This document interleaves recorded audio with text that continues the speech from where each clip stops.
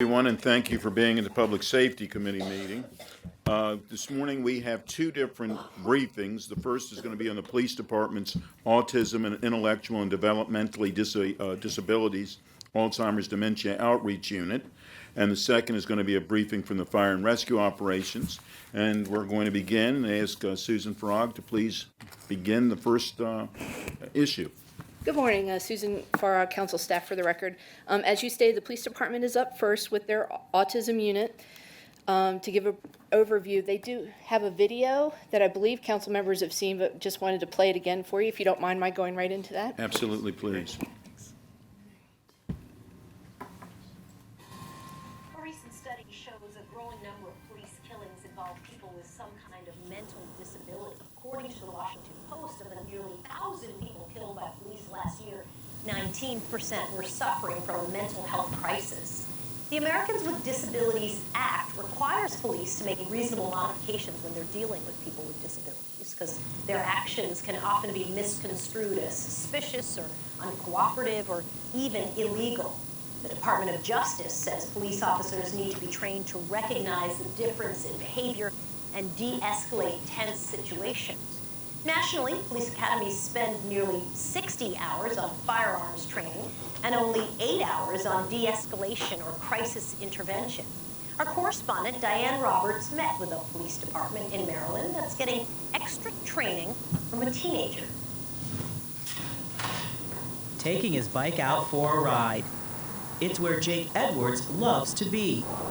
Here, he's fast and focused, but sometimes the world around him can't keep up. Jake has autism. That means my brain works very, very fast. And sometimes that fast brain gets the 16-year-old into trouble. And I yell, help, help, help, out in the driveway. That was a few years ago when neighbors called police after discovering Jake outside in the dead of winter, barely clothed and screaming. And then there was another police officer who was like a mad face, and that brought my anxiety up. A traumatic few moments for Jake and his family. And he ran to hide in his room. Chris and I went downstairs and just told the police, you know, he has autism and he's super anxious and excited right now and he's scared. Hey, Officer Lori. Hi, Jake. Today, one police officer who doesn't scare Jake is Lori Reyes. She's the Montgomery County Police Department's outreach officer for people with autism and other intellectual disabilities. The two met at an autism walk. She told him just always tell the truth, no matter what. And he said, I can't when I'm scared. And then Lori just did this. She's like, that's a message. That's a message the police need. We are going to do something about this. Put your name tag on. Look very official. Thank you. This is our Montgomery County Police Autism IDD Ambassador. This is Jake Edwards. I thought it would be great to have Jake come speak to our officers and share the experience that he had with our officers and how we could learn from each other. Sir, good morning, sir. And that's what they've done for 3 years now. Jake and Lori have teamed up to train police officers how to interact with those who have autism. When people talk to me with a serious tone of voice or a scared face, I cannot stay in control. I just cannot help it. Officer Megan McCool has taken the class twice. It's probably the best hands-on type of experience or training that you can get, because you can describe somebody with autism all day long, but to physically see someone with autism is extremely helpful in trying to identify that as an officer on the road. Perspective that's already helped on the job. Someone who's intoxicated, you might ask them a question, there might be a delay in response, or they might just kind of look at you with a blank stare. That's a similarity in someone with autism. You need to be a little bit more patient. If someone doesn't look at you, maybe it's because it's painful for them. Jake's critical and potentially life-saving work has earned him the title of Chief Autism Ambassador in Montgomery County. He's also spoken on Capitol Hill and been invited to the White House. Jake even got to meet the Pope. He has even bigger goals. We haven't had a person with autism be president, and I think it would be really cool if I, with autism, had a disability, was a president, teaching everyone in the country. People with autism are smart and perfectly amazing. I'm trying to help people. Whatever my dreams are from now on, I try to help people in a neural way. As for Lori, the Department of Justice recently recognized her for her innovation in law enforcement. This isn't rocket science. This is just education and outreach and good old-fashioned community policing that creates a community that's safe and can manage those kind of difficult times or bumps in the road for those who have autism, for other intellectual disabilities. Jake knows those bumps in the road will come, but hopes he can help those around him be more prepared when they do. We're just helping people. In Rockville, Maryland, for Matter of Fact, I'm Diane Roberts. Jake and Lori have helped train 2,500 police officers in Maryland, and Jake has also helped train officers in North Carolina and in Florida. Well, first off, congratulations. That's truly, I mean, you made all of us proud, especially Montgomery County Police, but you certainly made everybody in Montgomery County proud as well. So, are we going to... Yes, Officer Reyes has a PowerPoint to walk you through the different components of her program. And I just wanted to mention quickly that I had attached a generic article from Autism Speaks. I was trying to find some information about police interaction with people with autism. And everything I pulled up on the web mentioned Montgomery County and Officer Reyes, so, which is mentioned again in this. But I put that in there for your reference too. But I will work the PowerPoint as Officer Reyes goes through it. Well, good morning. It's on. Good. It is. So you can hit the next slide. I am Officer Lori Reyes. So I'll go over a little bit. So the program began in response to the sometimes overwhelming calls we received for missing at risk. So in about 2004, 2005, we noticed we were receiving a lot of calls for missing at risk individuals in those communities. But it since has grown to expand to what we call a total approach to safety. So we provide education to all of our officers, as you saw with Jake and I. We provide outreach, which we'll go over, follow-up, empowerment, which is us kind of putting individuals not only with autism and IDD, intellectual developmental disabilities, in places where they can have a voice, but also those who have dementia and Alzheimer's as well. And I think what's most important is that we now have, as she was saying, we have been recognized as kind of the model to follow, which is something I'm probably most proud of. Next slide. Okay, so what are we doing? I think in 2005, we did recognize a need to respond more effectively to calls involving those who were critically at risk, missing persons, meaning those calls with individuals with autism and IDD that had wandered or eloped from safe places. But what we found was we needed to do way more than that. We needed to just make sure that when we responded to those calls that we were having positive, safe, effective interactions. And so from that, the program since expanded. So what are we doing? What I'm probably one of the things I'm most proud of is that since 2010, even before it was mandated under a new law in the state of Maryland, Ethan's Law, before that, Montgomery County was providing robust training to its officers in the areas of autism and IDD. So that's all of our incoming recruits. And then as part of our CIT training, we teach our officers that are already on the department. We also train all of our officers that are going to be searching for individuals and having interactions. So our search and rescue guys and all of our service guys. Then one of the great things we do, as you saw in the piece, is we use self-advocates to teach. So nobody wants to hear Lori Reyes standing up trying to talk about autism the whole time, or any other. I actually have to disagree with that. Well, we want to make sure that it's, thank you. You're always so supportive. We want to make sure that's more than just Lori Reyes. So when I had the interaction with Jake after he had the call where he ran out of his house and is wearing little clothing.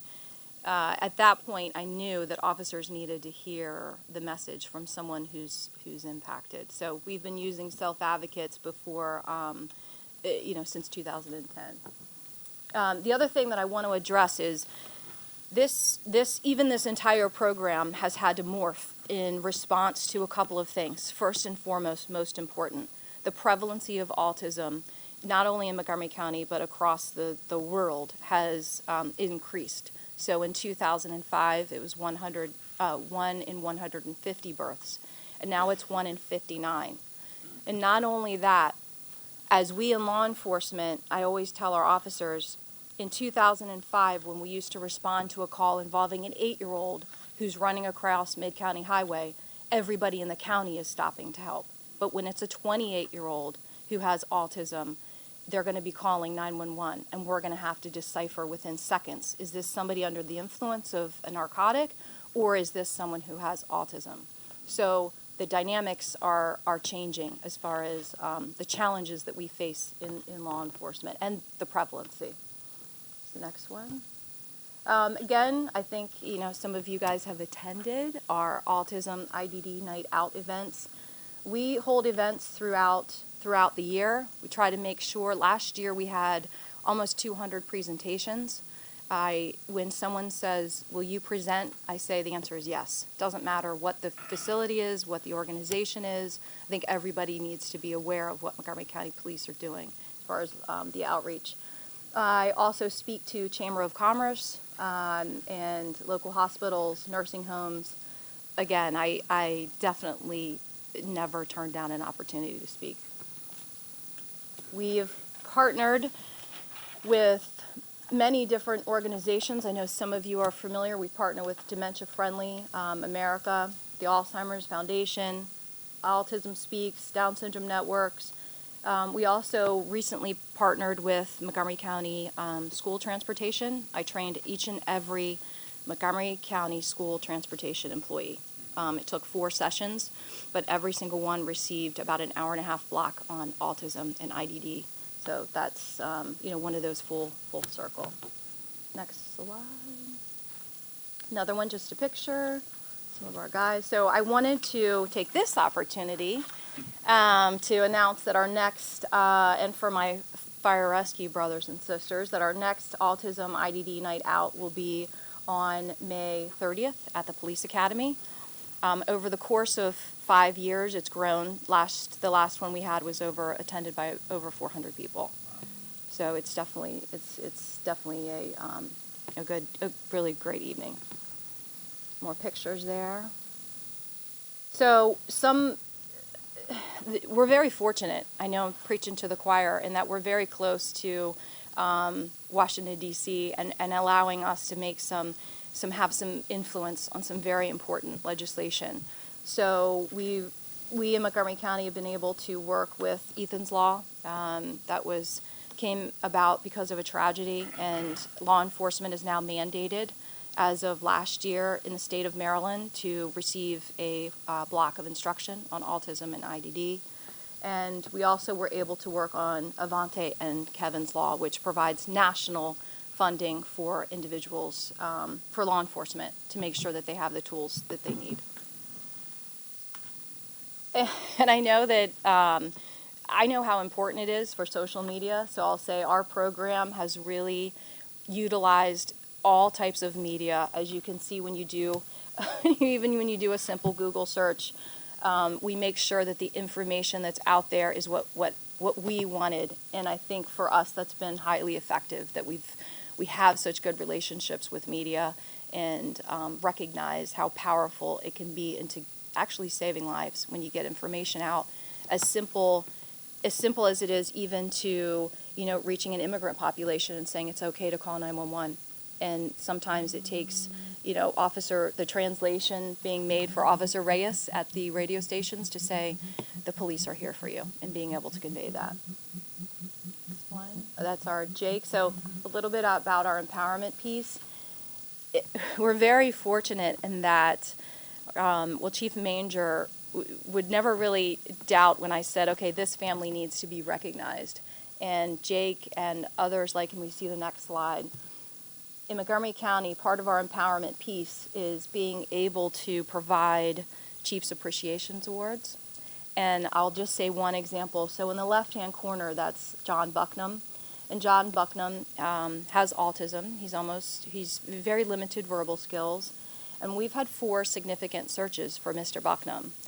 And the reason why he received our Chiefs Award is because he gave our officers on-the-job training. So his family, I do joke about that, but his family, after a search, was so willing to speak publicly about making sure to call 911 that even in their times of crisis, they were willing to help us. And I think through partnerships, you can convey that to the next person, and they know it's okay to call 911. So that's just some of our Chiefs Appreciation Award recipients. And I think it's important to say that through our empowerment, it has led to us receiving the kind of national recognition for the program. Next. So one of our most important roles that we do, we just started this 2 years ago. We're teaching the individuals who have autism, not only individuals that are young, but are individuals on all levels of the spectrum of autism. What we do is we've gone into Montgomery County schools, the private schools, and we provide a curriculum to individuals who have autism about how to have safe, positive interactions with those in law enforcement. And it's a very honest class. We allow for questions at the end. No question is off topic.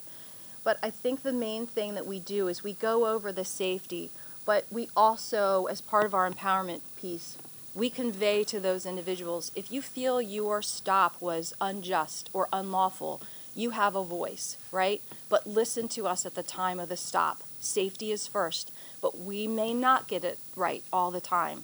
So you have a voice. And what the whole thread of wanting to convey to individuals in that presentation is that you have a voice no matter what it pertains to. So that's something as part of our empowerment piece to those who have intellectual and developmental disabilities. And the other thing we do is, that's Jake when you can tell how much he's grown. He's probably grown about a foot there. Jake is definitely kind of grown up within this department.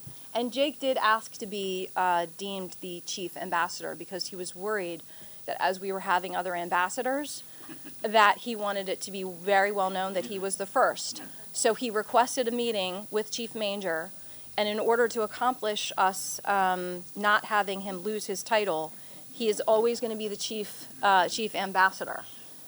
So that's that he has the name tag, Chief Ambassador. So please don't ever take that away. And so, We promise.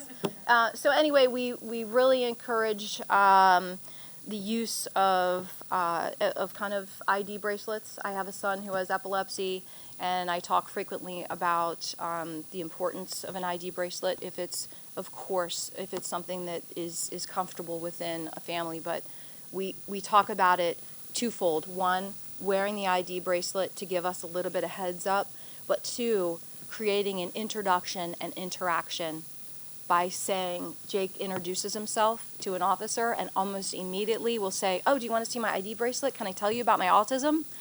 Meaning creating that education at a random Chipotle lunch with officers sitting down, right? So it's just creating that environment, that culture. Next one. So real quick on this, we still average about 3 to 8 critically at-risk missing persons in the community that I serve specifically. That doesn't include other at-risk individuals, meaning suicidal, other factors. But 3 to 8 is about our average, and for officers, that is a lot of calls a week that we handle. So for that, we really began a more proactive response. We came up with a safety kit. That's part of our follow-up piece. Myself, other officers will go out to the house. We'll provide our safety kit to them. And the most important thing that we share or convey is that you're not alone. We have 3 to 8 searches a week, and we're going to do all we can to work with you.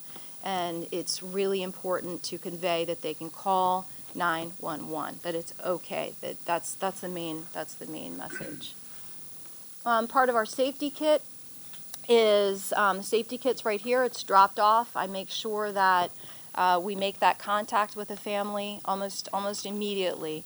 And we provide the window clings for the car that says "an awesome person who has autism or IDD might be a passenger in this car. That's to kind of let our officers know. Many times we could have what goes out as a violent person in progress, and really in reality it might be an individual with autism that's having a meltdown, but at least officers will have a little bit of information that it's someone who has autism. And just a little bit can go a long way. And then we also have our t-shirts. They are completely voluntary, and they're designed, I stress every time, these shirts are designed for individuals that cannot speak for themselves and are at in immediate risk. They're not designed to mark individuals who have autism that can verbalize that they are in need of assistance. So this is just our t-shirt, and I even changed the wording. It says, I am a person who has autism or IDD, and call 911 if I'm alone. And these shirts are handed out very carefully, meaning we make sure that the families know that these are safety shirts. They're not to be worn by a sibling. They're almost like a medical device, and we're very specific when we hand them out. It's handed out by us, and they have absolutely saved lives. John Bucknam was found on 270 at 2:30 in the morning, wearing this T-shirt. An officer, community called. Officers recognized immediately that he had autism, and I was able to make the best phone call I've ever made in my entire career and tell his dad that his son was found on 270, but he's safe at the Rockville station. This one, that's John Bucknam, my ham there. John Bucknam has been with our program since he's been what I call Little Peanut, about 8 years old. Go back one, I'll touch on it quickly. So we do have a program here, that's the last slide. We do have a program here called Project Lifesaver. Tracking I have a love-hate relationship with tracking. We've had good success with tracking here in Montgomery County, but the tracking we offer currently it's trackable about a mile, and it can be effective when all the other tools are in use. It's not GPS. There's still some technical challenges relating to having an individual wear a tracking device. So what I'll say is that we're always looking at new technology, always. I have tons of contacts in that field. It's always the question I receive, why don't we track our cell phones? And the issue is you have to charge your cell phone. How often? Every day. And it's still quite large. And so technology is getting better. Project Lifesaver has been very effective for us. However, I truly believe nothing beats an educated police officer, community, and caregiver. And then next is my contact information, and every time I do a presentation, I know that my brothers and sisters in Montgomery County can be impacted, and I always say if you need anything, we're always here. Please reach out. So thank you. Thank you. It's truly remarkable what the department has done, and then obviously you're one of the leading forces of it. I've actually had the pleasure of not attending very long, but gone to the CIT, the Crisis Intervention training, and to see what other information is given. And truly, our police department should be very proud of how they're handling this. I mean, this is information that people need to know, and that our officers are trained and people are educated beyond. The Autism Night Out, and it's now on Thursday nights. Is that what you're going to do? Yeah, it's going to be on a Thursday night. Yeah, I know it's always the teetering, but yeah, it's going to be on a Thursday night. Okay, and I invite my colleagues as well as others to, if it's possible, to be there, because it's really, first of it's a fun night. They have fire trucks and of course, absolutely, which is a big attractor for this, by the way. But they have it's really a family night. You get to visit with families or see the families that are having this on an hourly basis. I mean, that they're obviously raising children, that they're concerned about their safety, and they want to make certain that everyone who's in the community is aware of it as well. So, and it is interesting to see how much Jake has grown up. I've seen him speak there, and sometimes he spoke longer than Chief Manger. But it's always interesting to hear Jake speak. So, And if there's, and I know some people, some of my colleagues might have something to add to this, but if there's anything that, and I know you try to think of everything, what to do, but if there's anything that you think that we can be of assistance in any way, I know I can speak for them on this, that all of us would like to be of a help on it as well. So anyhow, and Lieutenant, did you have anything to add on this, please? Congratulate Lori on how far she's brought this from get-go. Yeah, need to touch though. Sorry, I congratulate Lori for everything that she's done with the program, taking it from the beginning to where it is now. I know she has lots of ideas for moving it forward in the future. It's just getting time, people, and money to be able to do that. So we thank you. Thank you. Said like a great supervisor. Thank you. Yes, that's true. Thank you. Sure. Well, first of all, thank you. I know Jen Lynn. She's a good friend of mine, and so I've seen Jake for a number of years now, and I've heard about you, and I've heard about this program, and it's so exciting to be able to acknowledge that in a public setting of just how appreciative I am at the innovation, the dedication, and the partnership. You guys are doing an outstanding job of reaching out into the community, a diverse set of communities, I might add, and so it's a best practice on every conceivable level. I just had a few questions. So the sustainability of this is going to be very important. Our autism community is growing. It's growing rapidly, and we're doing a better job of identifying autism earlier, but it's a practical reality that it's going to increase over time.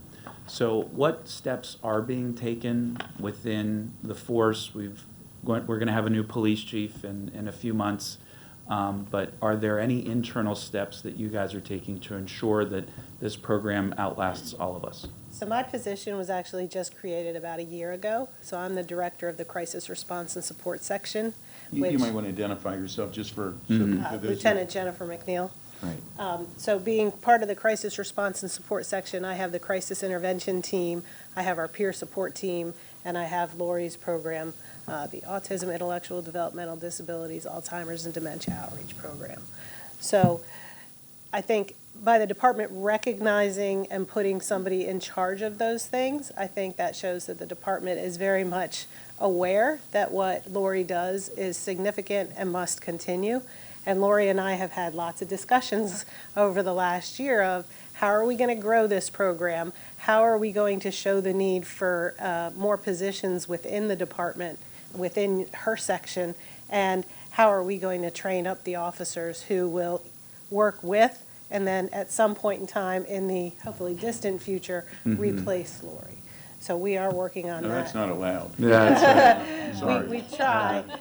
She'll come back on a volunteer basis, that's what I've heard. Yeah. No, yeah, I think I'm very fortunate in Montgomery County that, one, that I do have a supervisor that recognizes that, and two, that we have created a culture that officers recognize the need. And I know that we have officers kind of on the cursory that work patrol, that kind of assist. But if the one answer, it would be to have another person that, I mean, I do have 23 years on. So as much as I want to stay forever, it's true, another person that would kind of go up through the ranks, or a couple of people go up through the ranks that, I know I'm biased, but that have the passion, and they're not just applying for a position, because it's really all-consuming. It's a life. It's not just a job. It's definitely, you get very involved in the individuals that you can tell you get very involved in the families. Awesome. Yeah. And then you mentioned the 911 call center. I had the opportunity to tour the 911 call center not that long ago. How are the operators trained? Are they trained? So we're working on a video. We met with them. We recognized some deficits, and we met with them a few months back. And they will be going through a kind of an online module training that we're putting together, where it'll be me speaking to them, kind of a video training. But again, we have a great open relationship. And to be honest, not that you say they've done, anybody's done anything perfect, but they really, I'm really impressed with some of the ways that they've handled some very difficult calls. But we're working on an online module. That's awesome. We ask a lot of our officers, obviously, and we heard the other day from a presentation in Eugene, Oregon, which is about a tenth the size of Montgomery County. But they have established a best practice in which they have mental health providers who serve on the first responding team as issues arise. Obviously, that's a resource issue, but we ask you guys to do so much. You're not subject matter experts on mental health, obviously. So, but when identifying traits that relate specifically to autism, there are other issues that arise with mental health that are on some level on the spectrum. So is there training beyond autism, when So our identifying crisis other- intervention team is the team that works with the mental wellness of the community. And on our team, we just recently, last July, got a position and have now filled it for a licensed social worker to work directly with our CIT team. And because now my section is CIT and Lori's program, we're all right there together. We all are a team. We just have our specialties within. So if Lori were to need some help from the CIT team for something, or if the CIT team would need the help of Lori for something, it's totally interactive. And I think it's important to say that that's one of our recent challenges, is called co-occurring, meaning as the population of those who have autism is aging, it doesn't prevent someone from also developing bipolar, or schizophrenia, or any other mental health crisis. So you have someone who has autism, and we're finding that a lot more. That's one of our more recent challenges, I would say, in the last 3 to 5 years, but we recognize it. Wow. And then final question for now, you had mentioned particularly reaching out to our immigrant communities and our newly arriving communities where English is a second language. There's a lot of work we need to do, just period, to educate those communities on a variety of opportunities and challenges that arise, but what steps are you taking to So what to I reach love out? the best, and I work with Blanca a lot, our Hispanic liaison. Great. And so she sets up interviews for me at the local stations and Telemundo. And being Officer Reyes, they always assume that when I walk in, that I'm going to speak Spanish. Right. So the funny, and I think what I really like the best, the funny part of it, but the thing that breaks down barriers the most is that we do laugh a lot. And we make, it's not that we're making fun, but we're saying, we're translating for Officer Reyes. So see how it feels? Right. And it breaks down barriers because through humor. And I think it breaks down barriers when I speak. I've done some video work with Telemundo, but mostly I'm able to do radio interviews, and we have most of our publications translated to different languages, not just Spanish, but we really try to break down those barriers. And sometimes it is through humor, and other times it's just by saying, you're not alone. Do you know that we have 3 to 8 searches a week? I know this is traumatic for you, but we're not, in most cases, we're not judging you. We're here to help you, and please call us. And that breaks down many barriers. But so yeah, Blanca puts me out and just about any publication or any outlet. Great. Yeah. I grew up in Montgomery County. I've always been proud of our law enforcement, and I'm no more proud today than I've ever been. I mean, you guys are just outstanding, so I really, really appreciate this effort. Thanks. Thank you. Thank you, Sydney. Thank you both for being here. I want to echo everything that's been said. It's not only appreciate the briefing, it's very helpful, but also just everything you're doing, and absolutely, I think it makes all of us proud of Montgomery County and our police force. So just a couple follow-up questions. You said the training is a 4-hour block? We have different trainings. Okay. So the mandatory, state-mandated training, they're working if it's going to be 4 or 8. For us, our current recruits receive a 4-hour block, and that includes autism, IDD, Alzheimer's, and dementia, and the use of a self-advocate. And then our CIT, when I teach the officers already, already in service, they receive about an 1.5-hour block, and they also have Jake come in and teach them as well.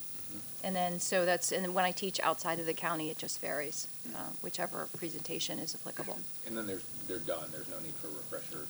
And the rest comes on the job. Yeah, right. Yeah, and developing that relationship with the officers that officers will contact, they know to reach out to.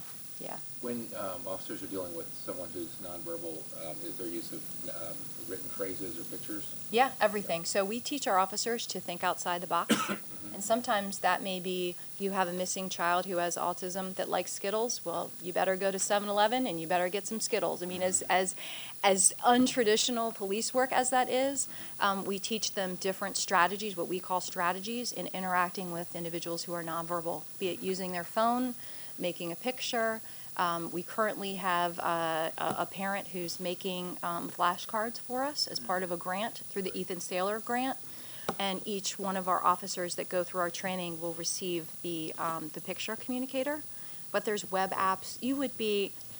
I know you would be so impressed. I can't even convey how impressed I am with my brother and sister officers, the methods that they come up with on the fly. So yeah, they do think outside the box to relate to someone and interact with someone who is nonverbal. Sure. You mentioned Kevin and Avante's law. Yeah. How has Maryland used those funds? So it's not a lot of money. So for me, when I look at that law, I think dialogue. I don't necessarily see funding because it's not a lot of funds. So an agency would have to be very creative in how they used it. My push was for more education and not so much the technology side, but education, using that money for education because it is so limited. Montgomery County has not had access to, not, the access isn't the correct word. We haven't needed to utilize the funds because it's a minute amount for each.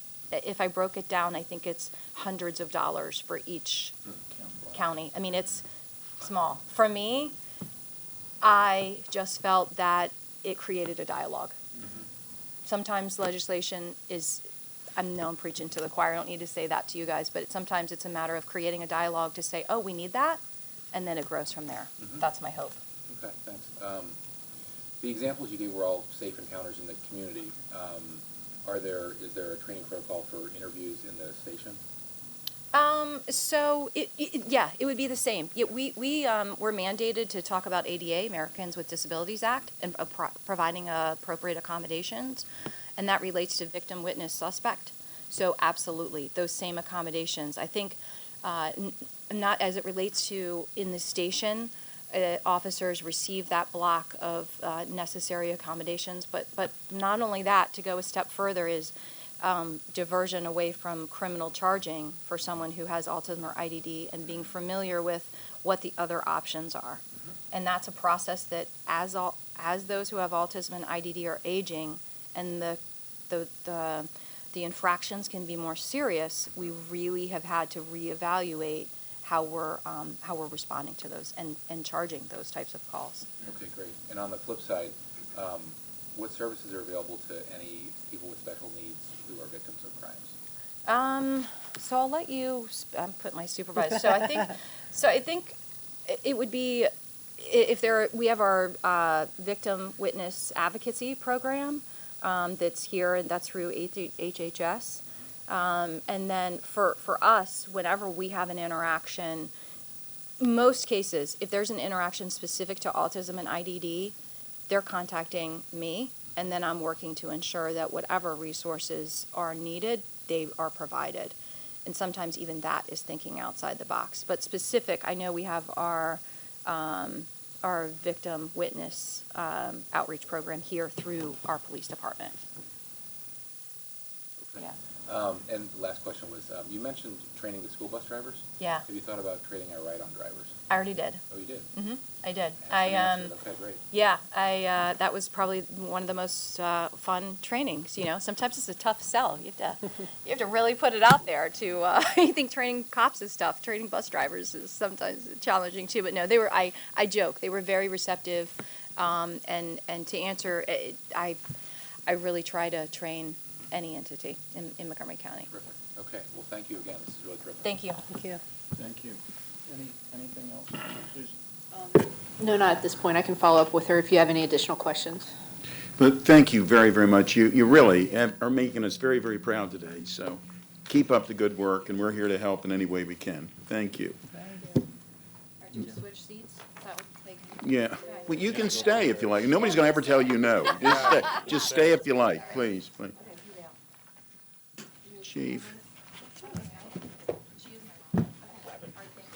Can we cut that one off, because it seems to be reverberating here.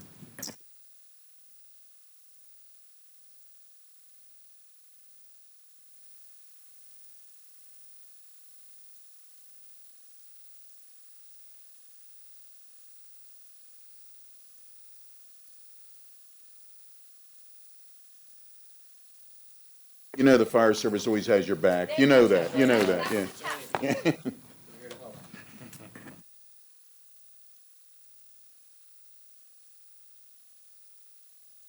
Good morning, Chief. If you and others could please introduce yourself. Scott Goldstein, Fire Chief. Dave Steckel, Division Chief. John Kinsley, the Operations Chief. Charles Bailey, Division Chief. Very good. Please. As you know, the fire chief's just going to give an overview and an update of fire and rescue operations. I did want to mention for the record that he has provided a brand-new PowerPoint. It just has some changes that deal with the recent fire in Gaithersburg. I've handed those copies out to you. I've provided extra copies for the people who are watching here, and I will update the web after this work session. Okay. Thank you, Chief, and thank you for the update, and thank you for all the work that you did.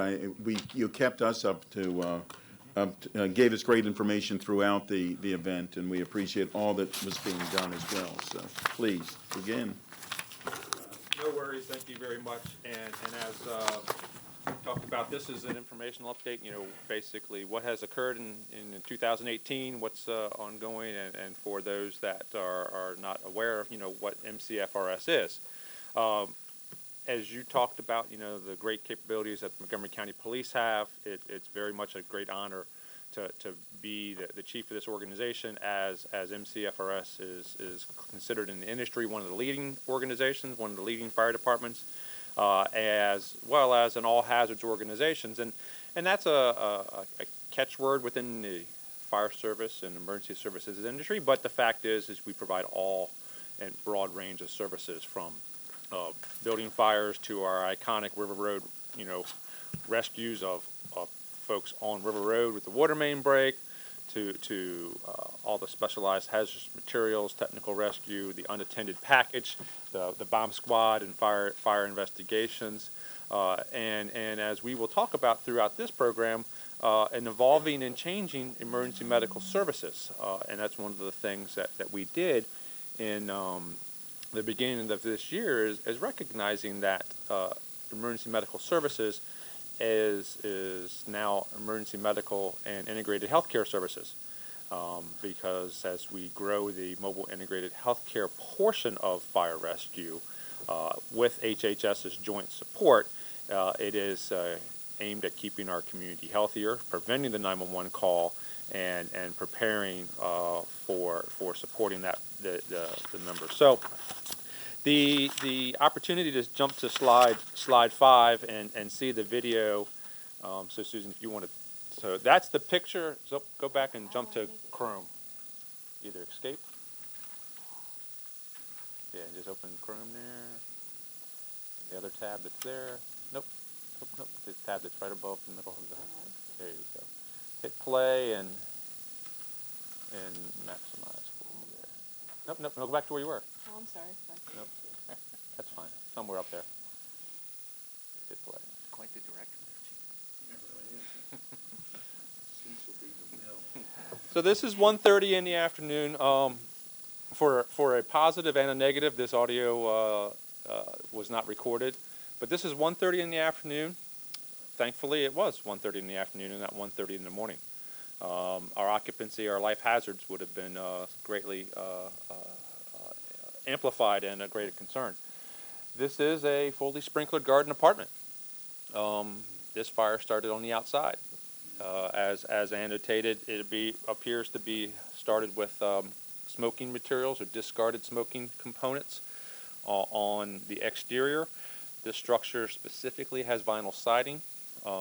Any type of exterior siding or cladding material does have a significant contribution to some fire growth, and was quite well developed when we arrived at 1:30 in the middle of the afternoon. And the original call was for a fire at the intersection of Woodfield Road and Mid-County Highway. When we arrived, there was fire on the second floor and third floor, and it quickly transitioned into the attic. And the point here is this is above the sprinkler system. A residential sprinkler system is intended, designed, and does a very effective job of protecting the occupants, giving them a time to get out of the structure. This fire predominantly went outside, up through the siding, the two decks, and into the attic. So it's above the sprinkler system. And the sprinkler system, while it did operate in the second floor and third floor apartment, it has very little impact on this fire, which is in the attic above it. So there was 4 civilians that were transported to the hospital, 3 with minor smoke inhalation, 1 with a hand injury, no firefighter injuries. But we, from time to time, have these types of fires where they start outside or they start in non-protected spaces, because the code allows certain small void spaces, certain small interior spaces to not require a sprinkler head. And when fire gets above the sprinkler system or gets control and operates in the areas not protected by the sprinkler system, it becomes our job to take care of that. So let's see, we're about 2-3 minutes before the fire is transitioned. There's, at the time right now, there's 4 crews operating on the top floor of this apartment building with 3 different hand lines, engaging and putting this fire out, and very rapidly it transitioned. So questions about, let me go backwards. After the fire was one of the things I communicated on Saturday.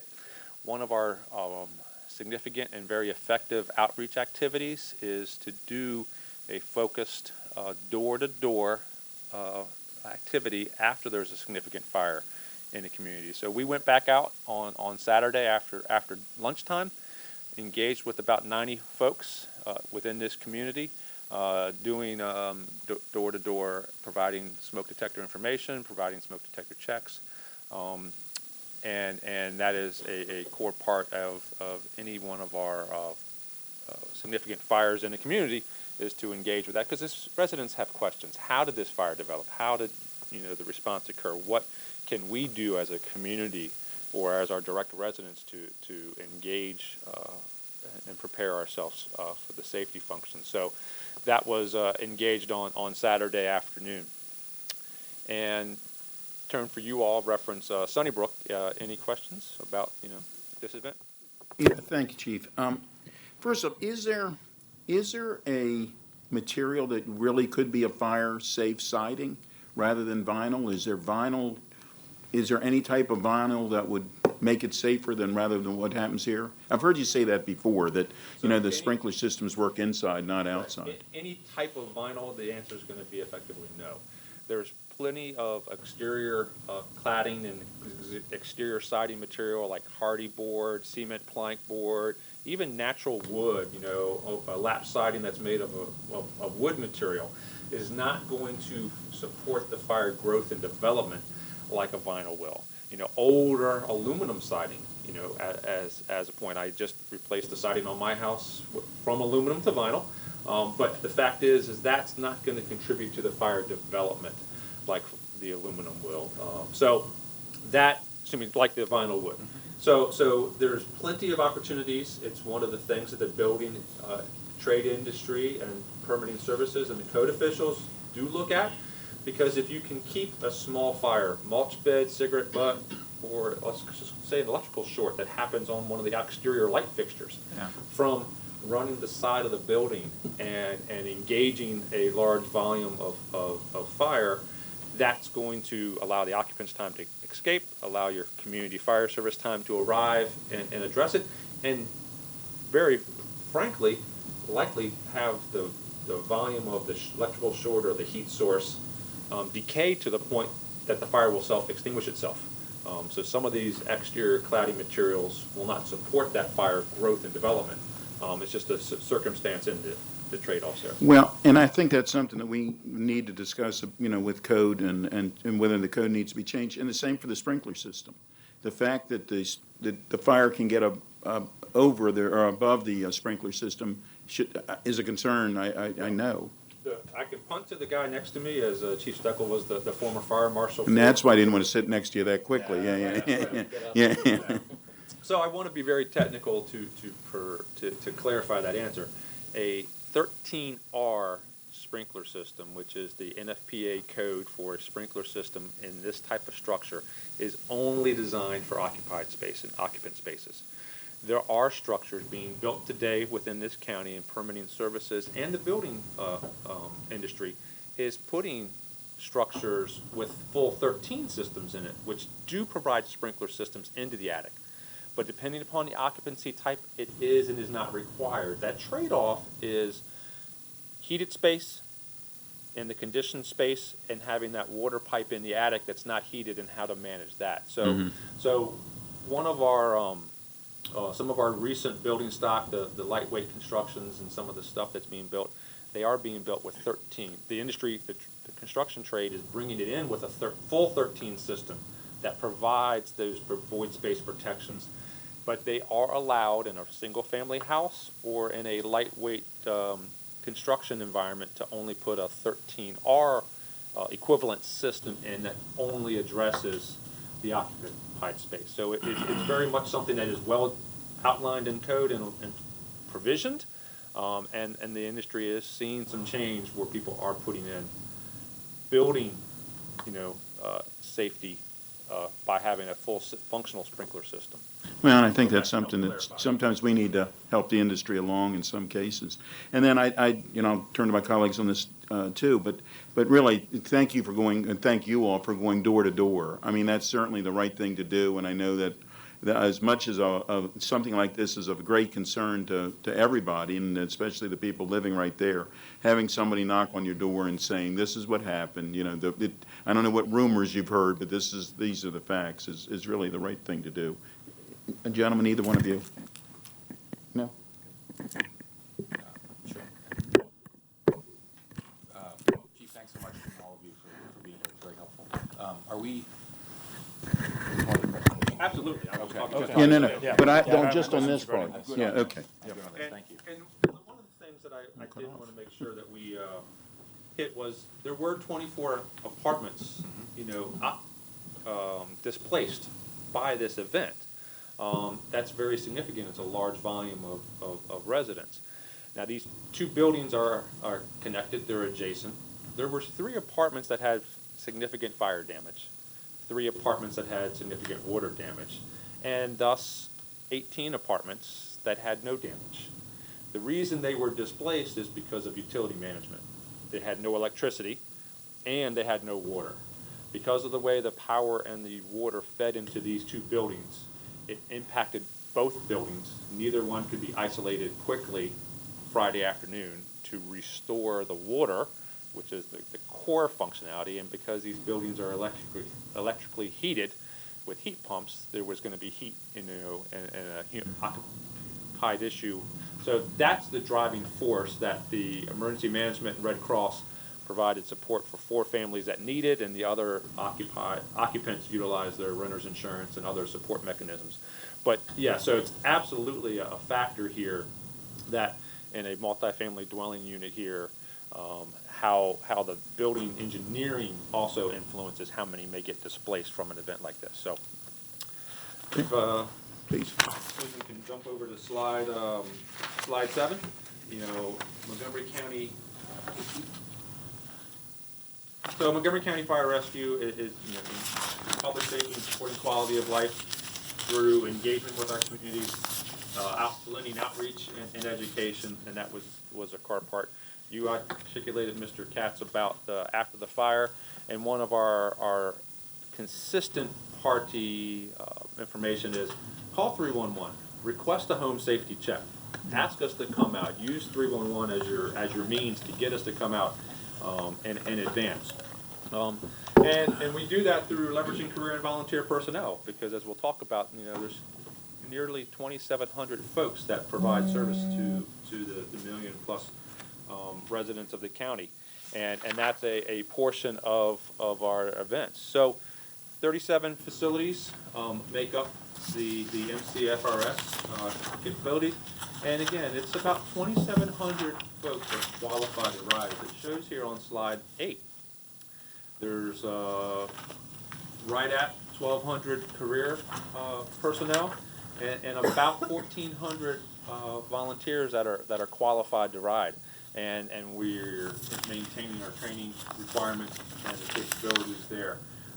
With another about 1,500 members on the administrative, auxiliary, or LFRD volunteer side that are not riding members but are supporting the organization in a wide multitude of capabilities. So when the residents calling 911 or seeing a unit on the street, it is highly likely that it's a combination of career and volunteer personnel on that unit.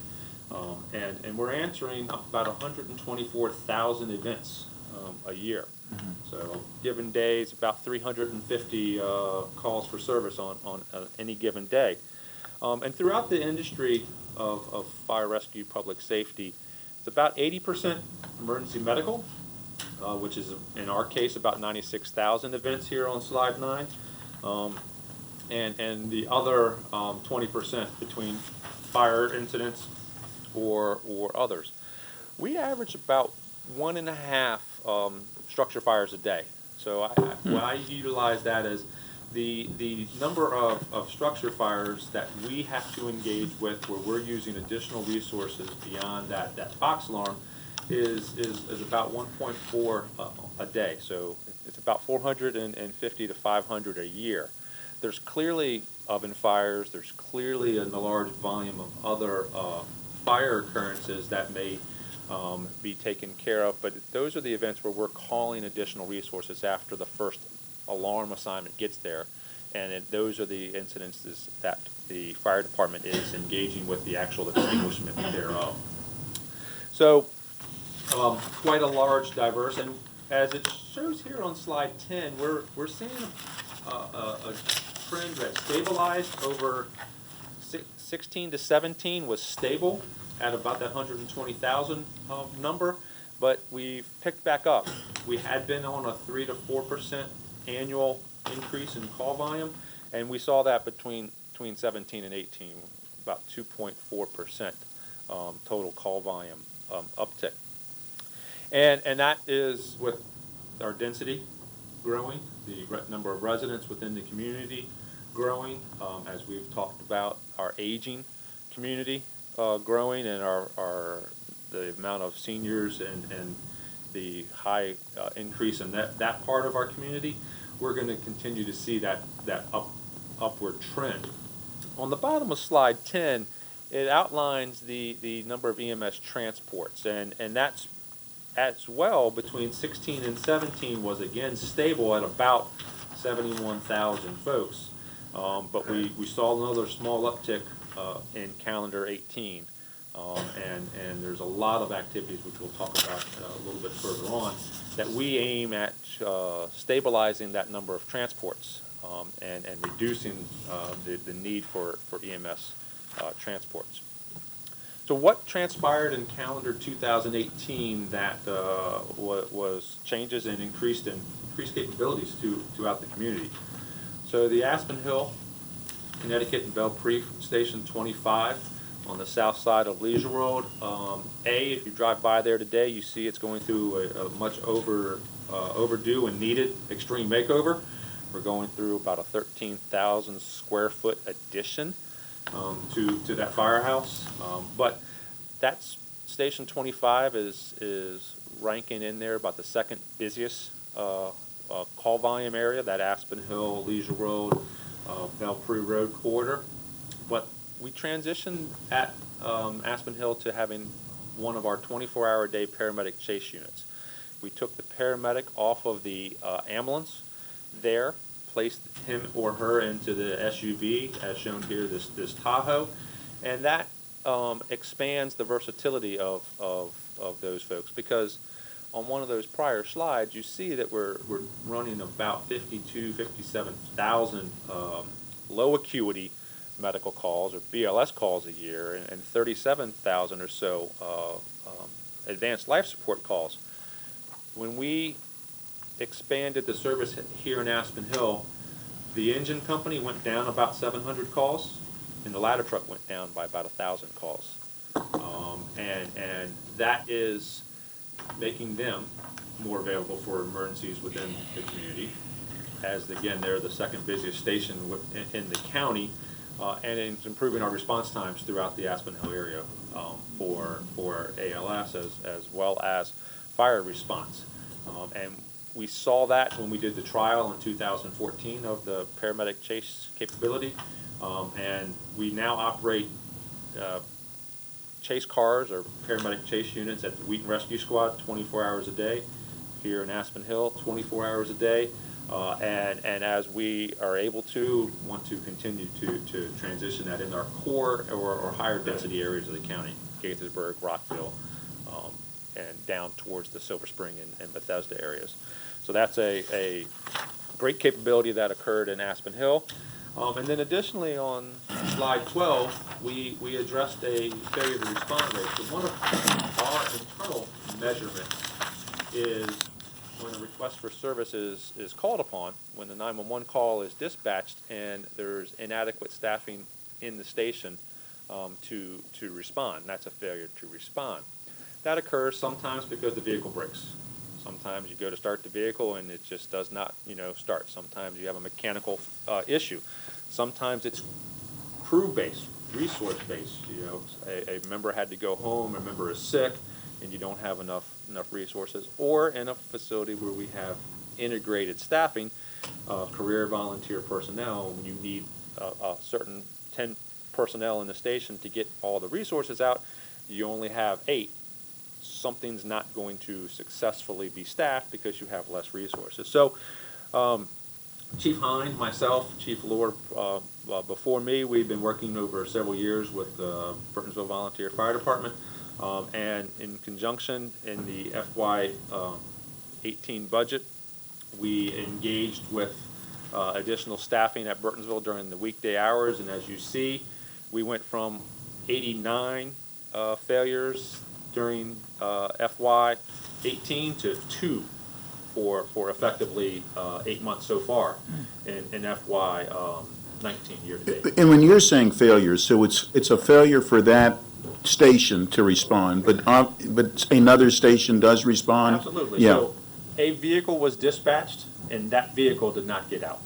That vehicle failed to respond, mechanically, personnel related.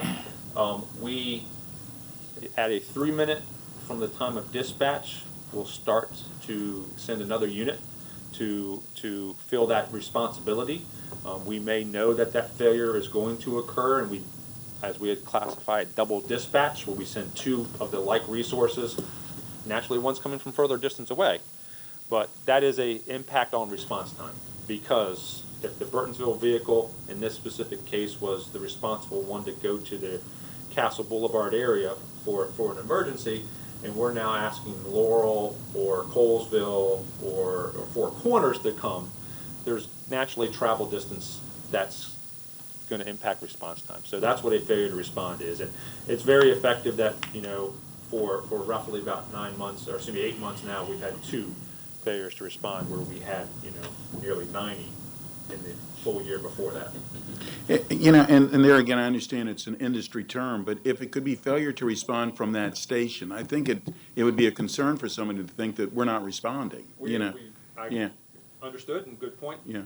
It's a tracking component, and that's why when we see that occurring, and we start to see that unit, because the failure technically occurs at the 5-minute mark based upon policy, but we start sending additional resources immediately or at the 3-minute mark. Right. If we had not any preceding information that said that was going to occur. Sometimes the other unit says there will be no staffing for that vehicle, go ahead and replace it, so the delay is is short, but then again, travel time is what drives the impact. And then there's additional resources. We added a paramedic to Tacoma Park and the Cedar Lane station in Bethesda. Those were our last two stations that did not have a paramedic engine company, and that now places a paramedic at every fire station, at every one of our 37 facilities on a daily basis, and it engages a great level of care to the over 300 folks that are in the stations working, and to the 1 million folks that are, the neighbors of those fire stations, so that each station has a paramedic and has the opportunity to provide that criticalist of medical care to the sickest of the sick as quick as we can from the facilities that we are based in. I talked a moment ago about how we've transitioned and changed our name from Emergency Medical Services, section of Emergency Medical Services, to Emergency Medical and Integrated Healthcare. It's because mobile integrated healthcare has been a part of our organization now for about 3 years, and with the supplemental at the end of in the middle of the FY18 budget, and now being full-time in the FY19 budget, we're seeing our enrollee count go up.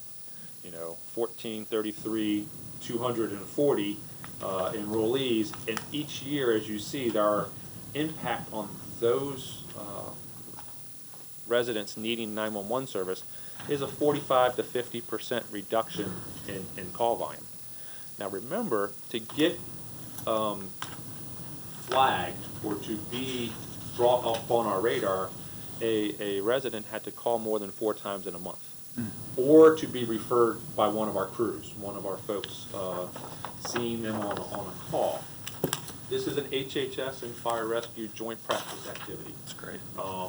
We knew and know that between the multitude of HHS support programs out there, and I use the word multitude because it is Adult Protective Services, Behavioral Health, Homeless Outreach, the Long-Term Care Ombudsman, all of those different programs within HHS are present and available to assist with our community and our residents' needs. But what we found is a good majority of these folks were either unaware of those services, some of them were waitlisted for those services, and as we collaboratively with Jay Kinney, formerly before his retirement, and his staff, when we collaborated and exchanged names, we were able to take somebody who may have been waitlisted and get them the care.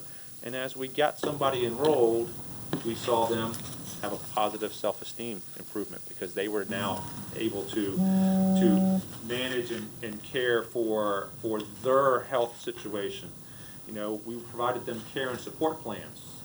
We helped them with medication reconciliation because the team between HHS and Fire Rescue helped decipher between the conflicts that may have been occurring between different medical professions and different prescriptions that they were on. We've helped them find primary care physicians and engage with that.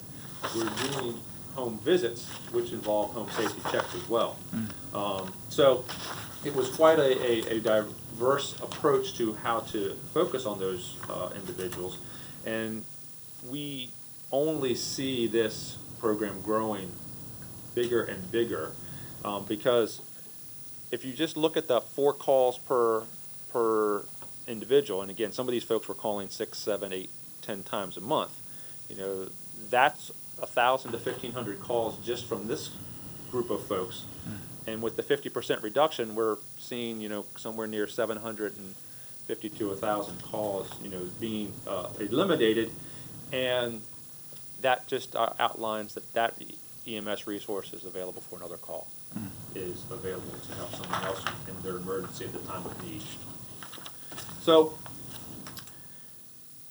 2018 also marked, and Mr.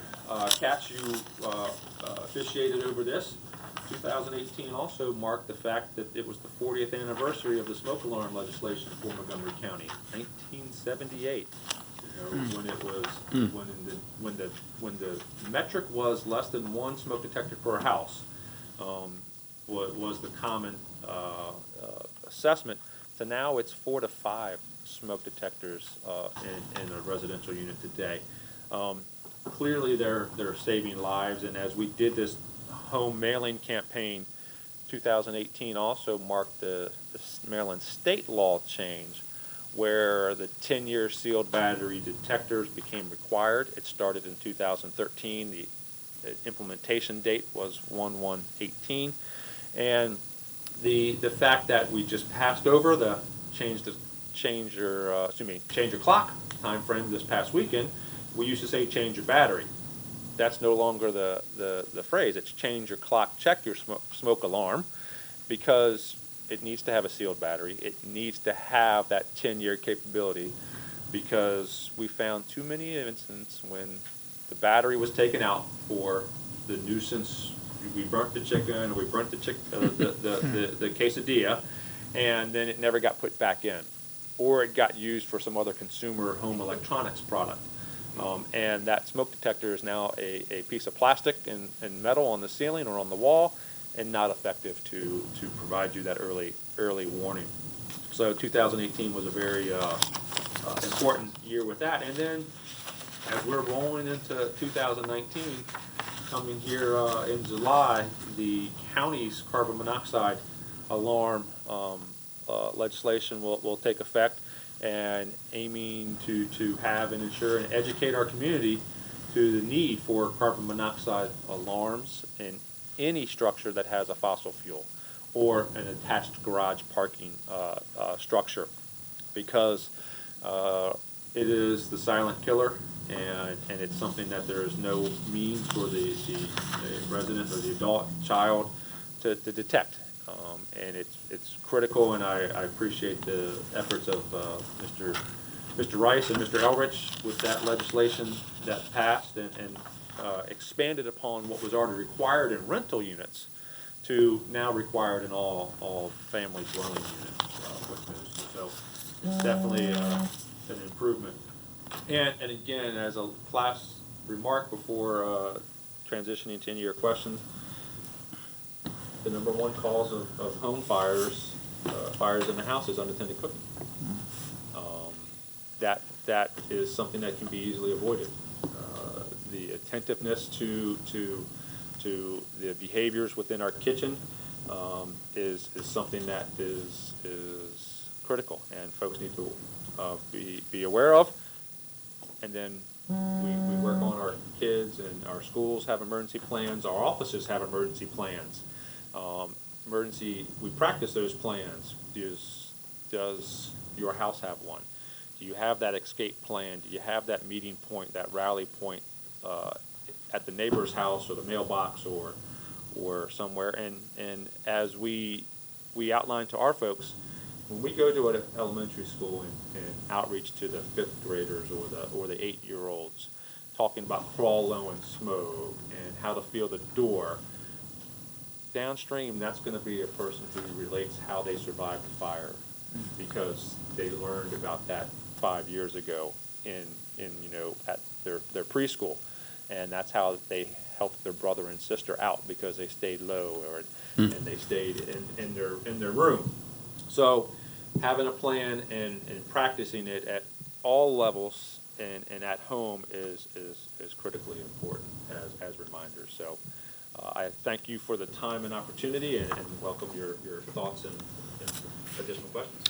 Well, first off, again, thank you, and you and the career as well as the volunteer firefighters for keeping us safe each and every day. You do such a good job. A lot of people don't even think about that you're what a great job you're doing.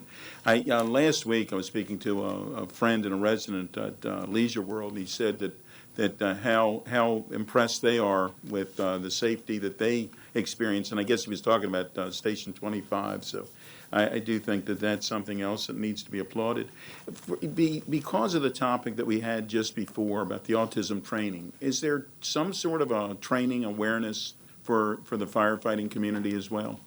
Correct. In 2017, when MCP and Laura rolled out the wandering kits, and specifically the bracelets that are part of that, those yellow bracelets, all of our folks the monitoring kits were added to our EMS units as a part of inventory and a part of an opportunity to provide to a family or a caregiver who could utilize them.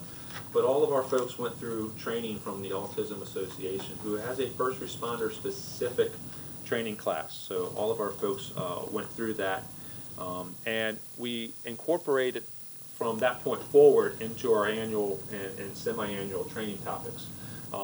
We're doing HIPAA awareness on a reoccurring basis, and through the state medical protocol activities, it's one of the topics, and we were talking previously before the session started, that there's a couple folks within fire rescue that are as passionate as Laura is and engaged with that, so it's something that has been and is recurring with all of our other training initiatives. Good. And last week, as you know, you were there, and we got to visit with I got to visit with at the academy class with I guess 2 different classes that we're going through, and I can tell you there again the amount of training and the amount of physical training that our people who are recruits they're going through is truly remarkable, and your department deserves a lot of applause for that as well.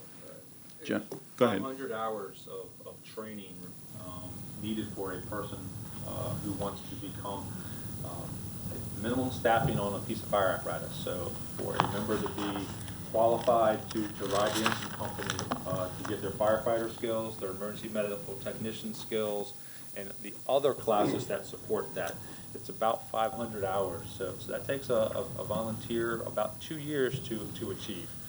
It's about 300 hours just for EMT and these other support classes. So it takes about a full year for that. So it is clearly a commitment to their community to get that level of training. As you saw, Mr. Katz, the crew class is 26 weeks long, 5 days a week.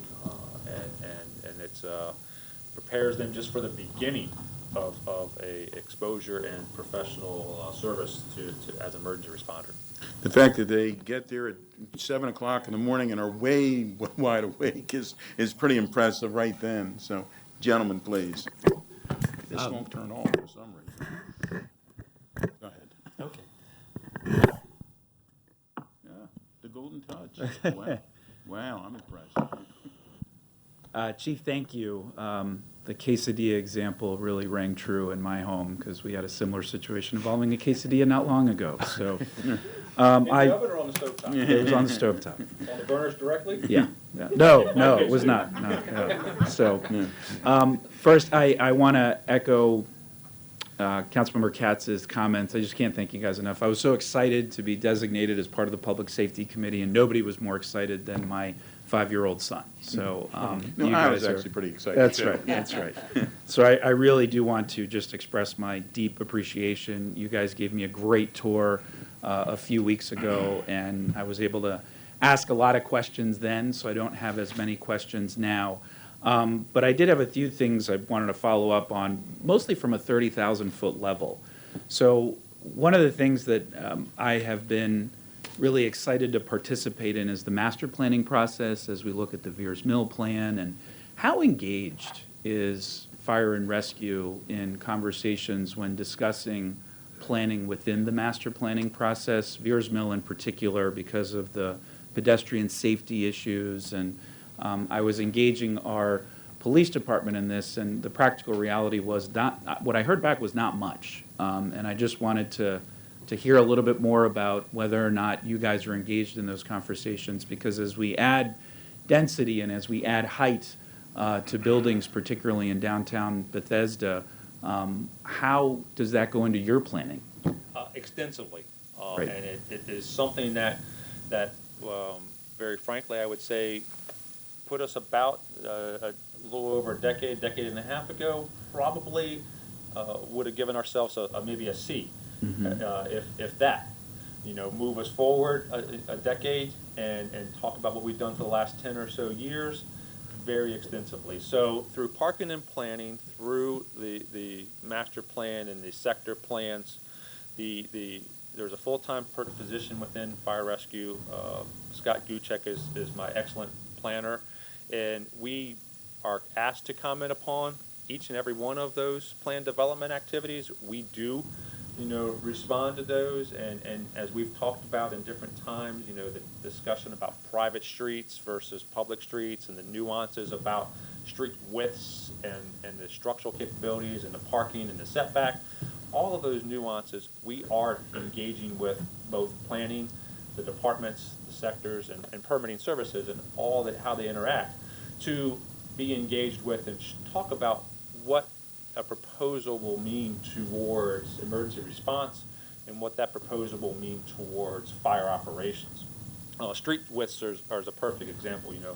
We have Clarksburg, where we are troubled with, and the Lakeland, Kentland community prior to that, where parking after development had to be restricted because of vehicle access.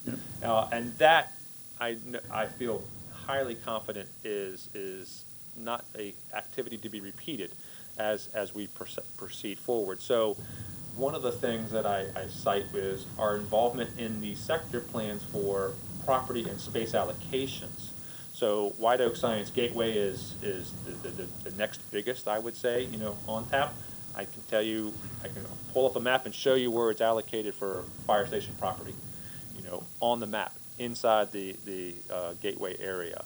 And that's critical because that's an exact example of a new town center being developed, a new density growing in that property area that is already in the area between Burtonsville and the White Oak Station, where we're struggling in response times, or we're right on our red edges there. And that's why the White Oak area, or East County, we numerically identify it as Station 37, is one of the 3 to 4 stations that we see as a need. But we're already property identified, within that master planning sequence. Heightened density, let's talk to the Pike District. As we deal with, and I use the example of the buildings with sprinkler systems and protection systems that are in excess of the code minimums. Permitting services changed in 2015 a construction requirement to make the shorter buildings safer and better access to the fire department. These buildings that are being built, while I will say very honestly, they're a danger and a risk from my perspective while they're being built. Once they're structurally finished and the systems are in place, they are an effective living and work environment with good safety features in place for the residents and the occupants. And that is something that is the traditional trade-off. These buildings, we had ours in Upper Rock. Throughout the region, they've had other occurrences where these lightweight buildings under construction burn during the construction period. But to your direct question, council member, very much involved in plan review, commenting thereupon, articulating how proposals will impact FR. Great. Thank you. That's very helpful, and I'm happy to hear that. That makes me feel good. Just 2 comments. You guys have written the book on how to do communications and to do communications well within social media. So I just want to commend you. I think a number of other departments across the county. Oh, Pete. Mr. Social Media Great is job, here. Pete. Yeah. Wow. I just want to commend you guys because I know a number of, as a former department head, I know a lot of my colleagues really learn from what you guys are doing, and so continue to stay ahead of the curve there. And I also want to commend you for the partnership with the Department of Health and Human Services. I think anytime we can look at prevention aspects and go further upstream is a net positive across the entire county, which I think is critically important. I did have just a random anecdotal comment. I have been driving a lot since campaigning and going all across the county, and I have to observe just how poor our county residents are pulling over as fire and rescue equipment goes through neighborhoods and streets. Is that a trend? Is that something you are observing? Is there an opportunity maybe to conduct some sort of communications plan, reaching out to our residents, letting them know what to do in the event you guys are trying to save someone's life? Just if you could comment on that, I'd appreciate it. Absolutely. The advancement of cars, the advancements of distractions, we all know about the Vision Zero and our focus on pedestrian safety and what some of our challenges are there because of the distracted driving, the distracted walkers.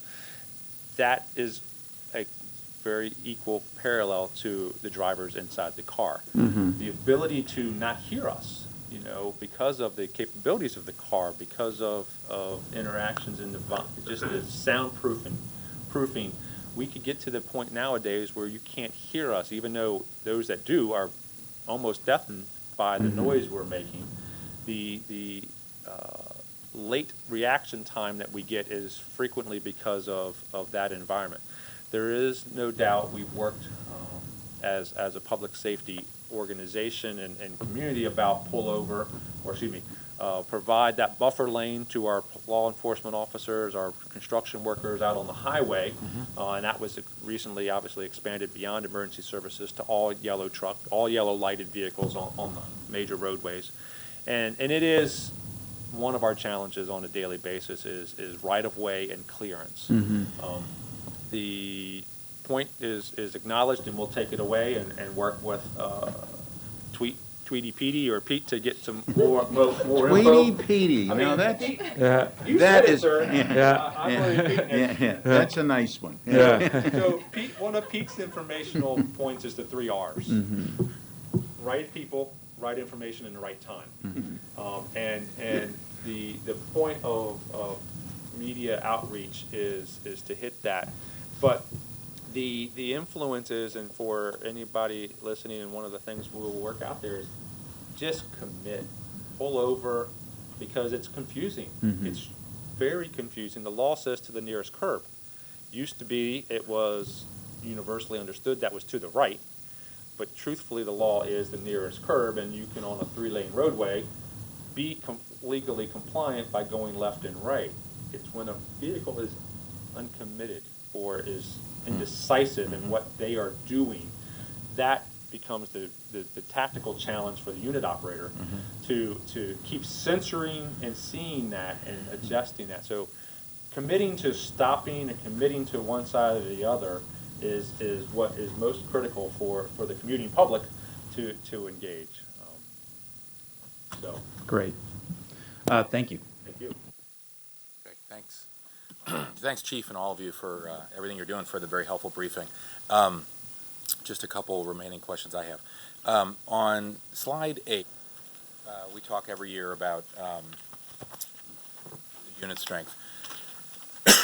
Are there ways that, are you satisfied with the rate of growth? And I know we'll get a budget very soon. And then are there ways that you could be improving the recruitment at all?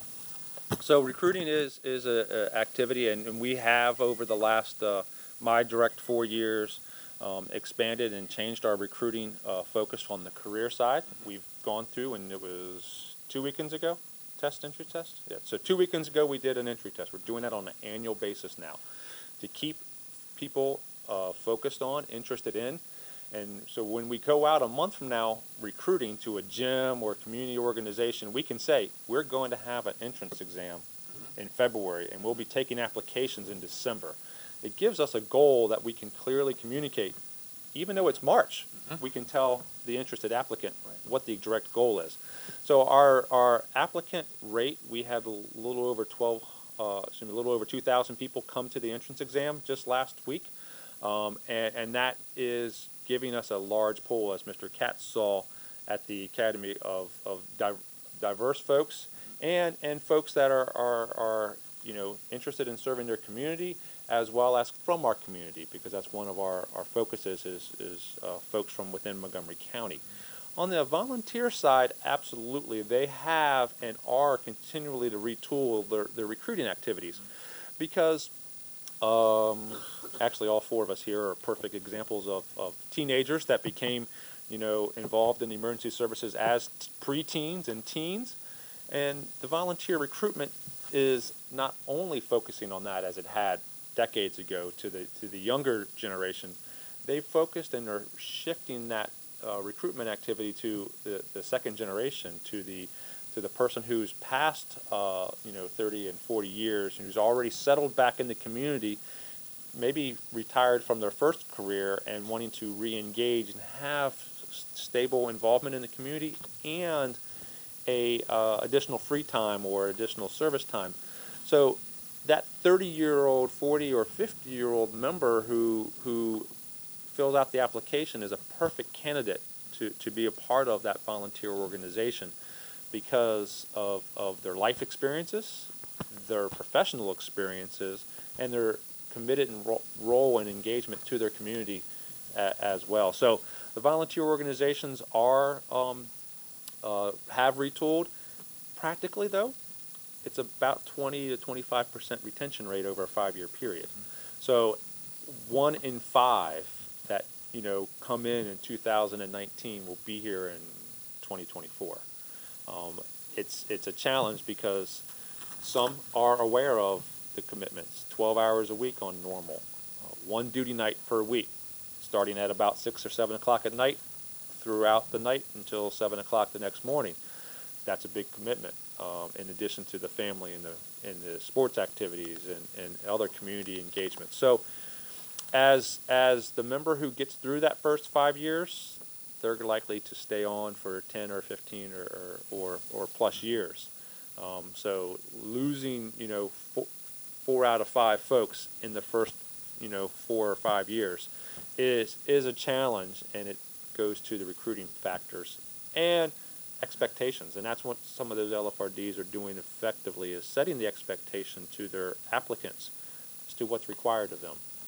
So it's something that is all ongoing and changing throughout the nation of nearly a million public safety firefighting folks. Sure. No, I was glad to see you recruiting for careers at City Place Mall, and I've seen other tables elsewhere. But that's what I was trying to get at. Is there anything we could be doing better to increase retention of volunteers, given how high the turnover is and the almost 50% number on your slide? The opportunities for retention on the volunteer side is I think structured towards supporting, encouraging, and engaging that member for their contributions. We already do have a couple significant programs in place to provide recognition to them for that. And that member who comes and wants to be a part of the community wants to be busy.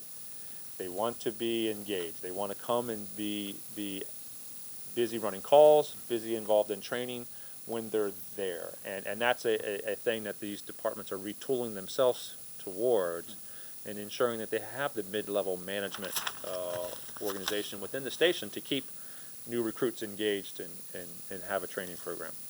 Great. And I think you answered my question about chase units going so well, and you're interested in getting more, as we've been talking about for years. And also, Sydney will remember, it was our committee that added the additional staff in Burtonsville and the medics, and I'm glad to see that that's paying off in terms of the big drop in the failure rate. That's fantastic. And I've talked to the medics in Tacoma Park, and they say, that they feel very busy, and that they provide a lot of relief in Tacoma Park, but also in Station 1 in Silver Spring as well, having not to run so many calls down to Tacoma Park. So thanks for making all that happen. Trying to catch up on all my scribbles here, because I think you answered most of my question. I also, 2 last ones. We didn't talk about overtime, but do you have current thoughts on what we want to do this year to reduce overtime costs? So there's, and Susan outlined it as her third question, and part of her packet was the cost of service study, and I will address that question. Not directly related, but they're very much parallels.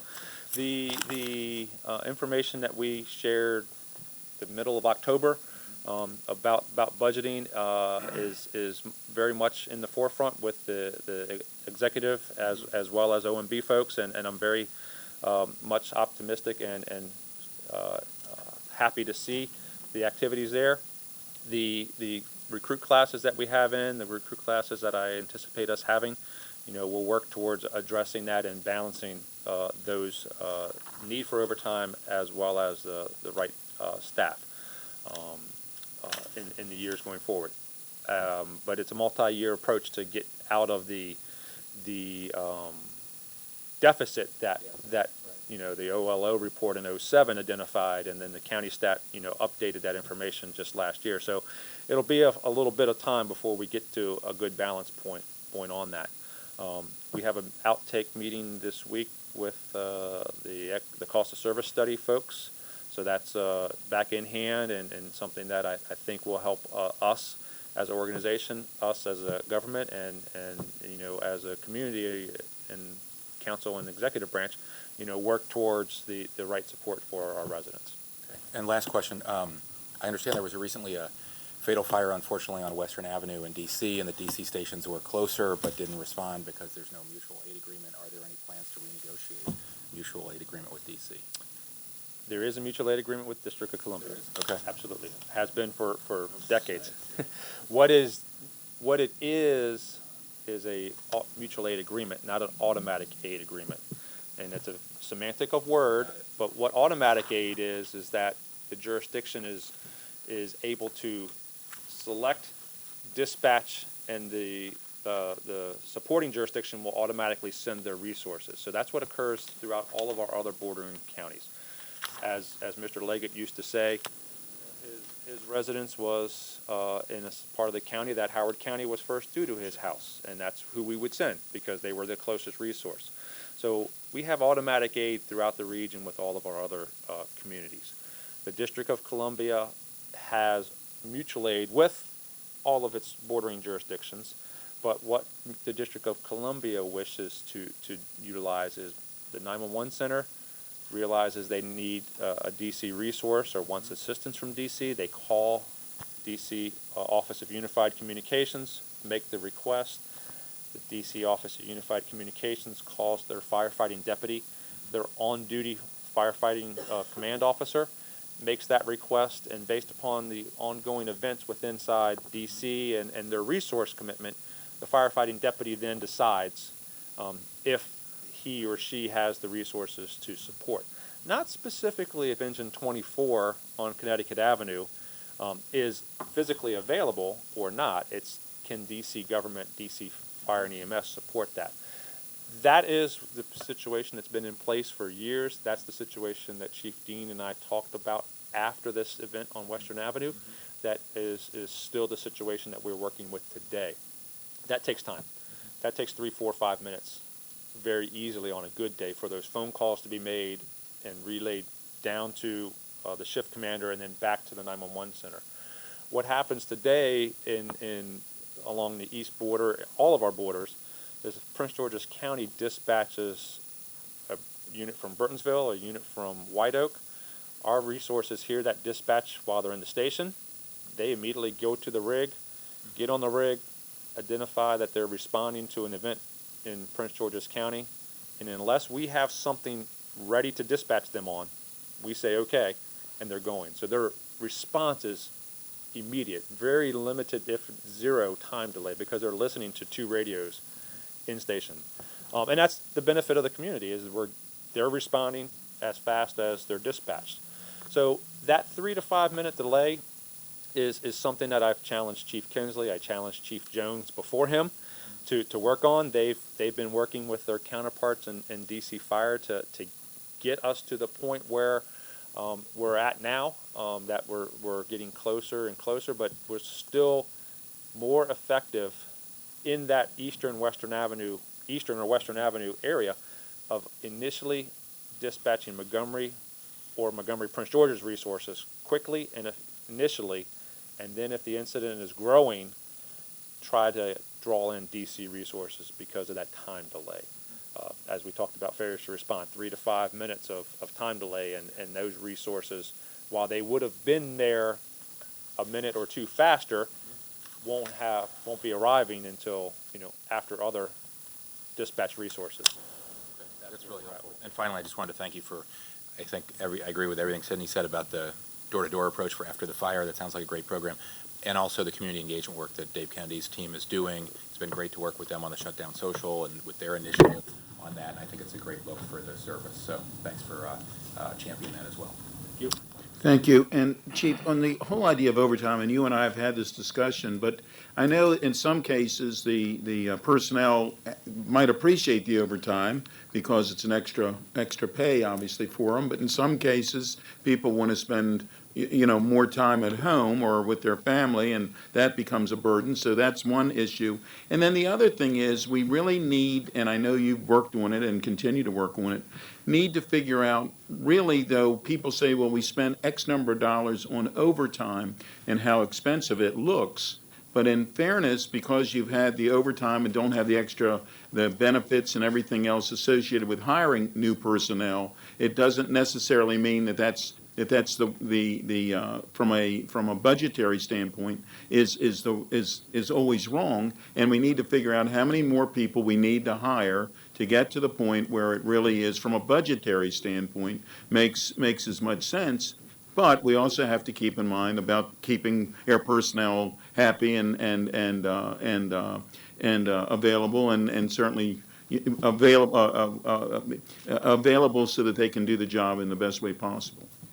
And you use the word available, and that's a great segue, because when they come to work or they come to their duty night, they do intend to, wish to, and want to go back home to their family after the end of their shift, at the end of their duty period or their standby, and that is one of the organization's requirements, is to support that. It's the family that gives them the opportunity to come to their duty night and to work, and it's the organization's responsibility to enable them to leave and be relieved and to be able to be free of that demand. And when we force hold or aren't able to let someone go home at the time they were supposed to get off because of minimum staffing, we are struggling, failing, and having problems there. So we have limited amount of force holds in some parts of the organization, and that fluctuates with the time of the year, fluctuates with specialties.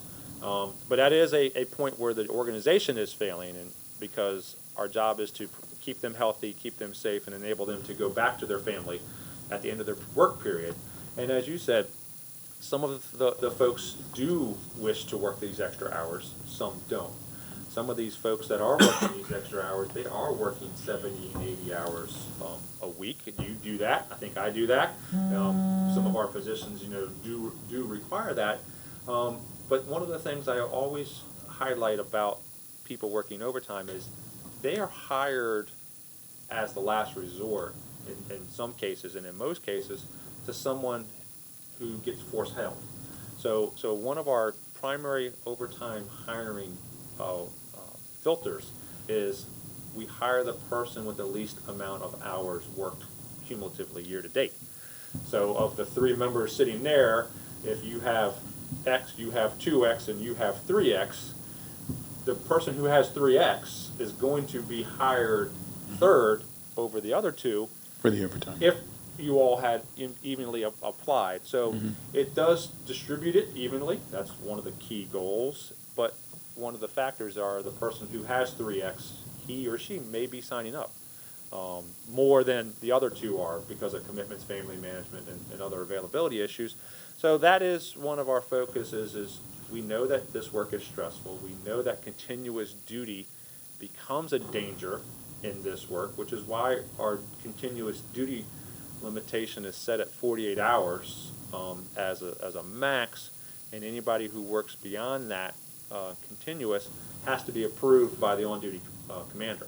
There may be times and circumstances that it's necessary, weather or special circumstances. But these folks who are doing those multiple hours and doing work all the time, they're almost they're very rarely the person who's doing more than a 48 hours straight. So we're very cognitive of that as well. So one of our things. So thank you, sir. Thank you. And any of you other gentlemen have anything else to add? I don't want to put you on the spot, but if you do, please. Thank you for your continued support. Thanks, guys. Good. Very good. Anything else? I just wanted to add, and Mr. Hucker had touched on it about the Burtonsville, the additional staffing at Burtonsville. Last year's reconciliation list was $6.7 million for the fire department, which was half of the entire government's reconciliation list. And the county executive's recommended budget had recommended cutting 3 service units, including Hillendale. Part of the Hillendale staffing was supposed to go over to help Burtonsville, so the fact that you recommended the restoration of the Hillendale unit meant it left Burtonsville, their failures to respond, they were unaddressed. So you added an additional $675,000 to the reconciliation list, which was a difficult add, but it was ultimately approved by council, which helped with this reduction of the failures to respond. Thank you very much, and thank you for being here. We're adjourned.